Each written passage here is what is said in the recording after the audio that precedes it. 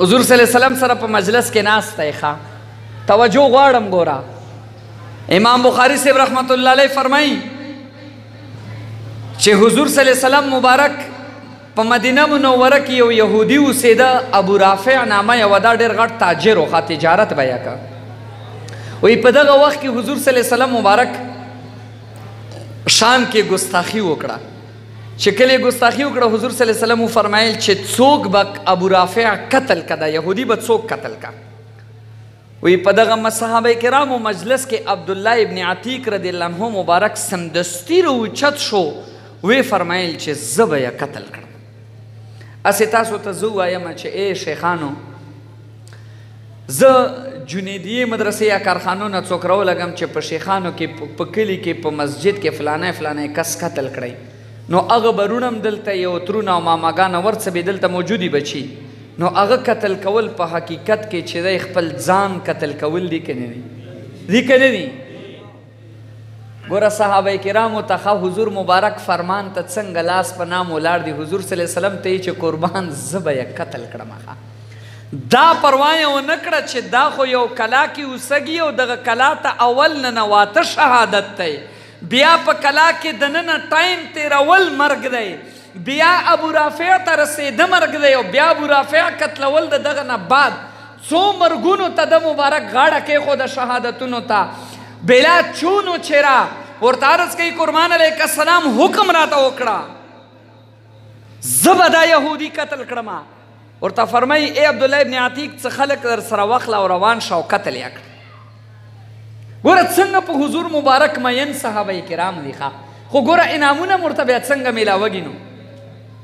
دی مبارک لاړ او کلا نه لرې ځان ته څه کسان کېنول، خپل نور صحابه کرام دوستان.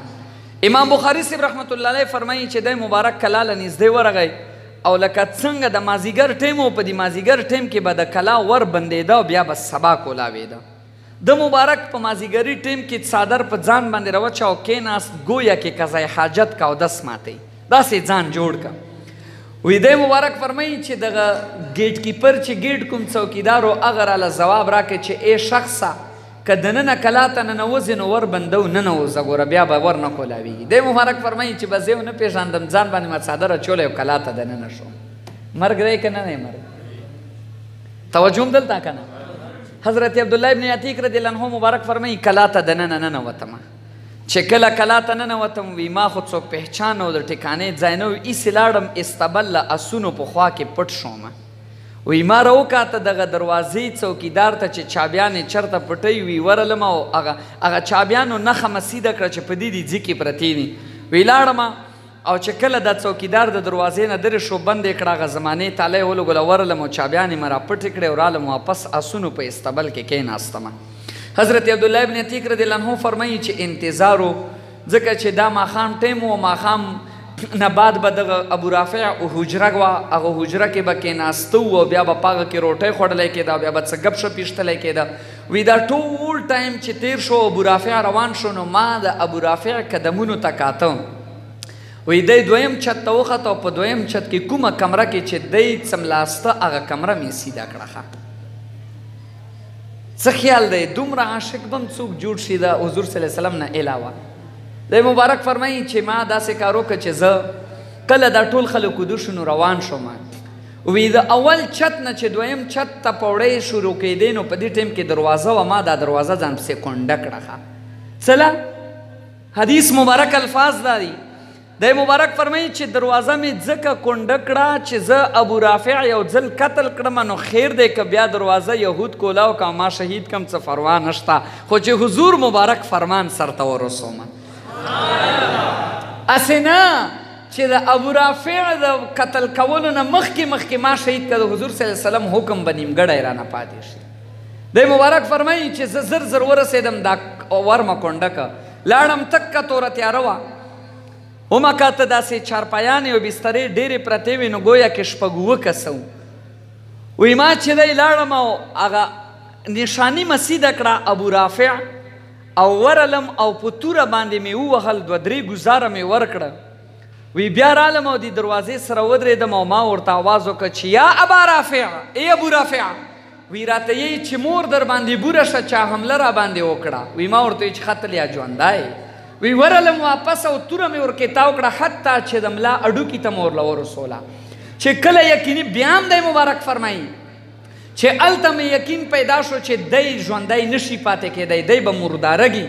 دی مبارک فرمایي چې زه را روان شوم خو دې چت نه چې راکوزږم نو داسې سپوږمۍ وه وی سترګې مې چې دی عجیبه غونته کې شوې نو په اخري پوړۍ مې ونه لیده چې راکوزېدم نو دا ولوېدم او خپه مې بوټه ماته شوه وی هغه ټایم کې مې امامه شریفه راوخیسته او دا پښه مې ورباندې وتړله بیا هم کلانه وځمه نه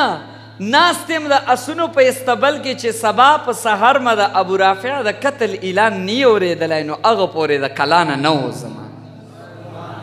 څنګه عاشقانو ښه دی مبارک فرمایي چې سبا په سحر باندې اعلان وشو چې د اهل حجاز مشهور تاجر ابو رافع یهودي بیګا شپې چا قتل کړی دی او هغه به د هغه دین مطابق یهودي و هغه مطابق به یې فلاني فلاني وخت باندې د هغه شي رسم و رواج به یې شي دی مبارک فرمایي چې بس ما یقین پیدا شو عبدالله ابن عتیق رضی الله عنه وی ولاړم او دروازه مې ځان ته کولاو کړه او رامنډه مې کړې وی ما ته پخه صحابه کرامو ته راورسېدم ورته ومې فرمایل چې حضور صلی الله علیه وسلم حکم مصر ته ورساوه دی مبارک فرمایي چې دا صحابه کرام له خوشحالۍ نه منډې وایي چې یو یې چې زه حضور صلی الله علیه وسلم له خوشخبري ورکم او بل یې چې زه عبدالله ابن عتیق رضی الله عنه فرمایي چې په ما ته پخه دومره کمال الله راله راکړه چې ټولو صحابه کرامو نه مخکې حضور مبارک مخې ته کېناستم وی خوشخبري مې ورکړه چې قربان علیک السلام قتل مې کا وی راته یی چې ای عبدالله ابن عتیق ما حکم خو د سر ته ورساوه وی من او عن ټوله واقعه مې ورته زبر او په زیر باندې بیان کړه وی راته اخري مې ورته وفرمیل قربان علیک السلام په پوړۍ کې چې راکوزېدم ولوېدم خپه مې ماته شوه څه شی مې ماته شوه اسې په دې ټایم کې خو ډاکټر له تلل پکار دی که نه پلستر پکار دی انجکشن وهل پکار دی قربان شه داسې مبارک دربار نه ښه چې تقسیم یې عجیبه دی تقسیم یې ناشنا دی هم ورله په قرآن کې داسې انعام ورته میلاوږي چې الله د دوی نه راضي دی دوی د الله نه راضي دي